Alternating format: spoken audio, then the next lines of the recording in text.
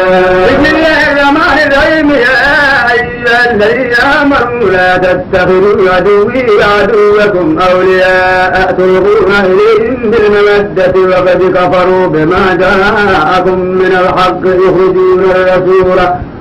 وإياكم أن تؤمنوا بالله ربكم إن كنتم خرجتم جهادا في سبيلي وابتغاء مرضاتي تسرون إليهم بالمودة وأنا أعلم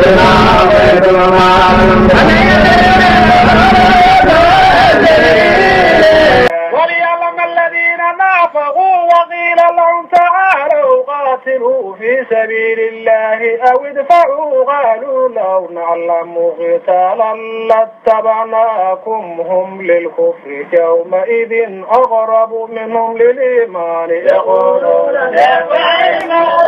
في قلوبهم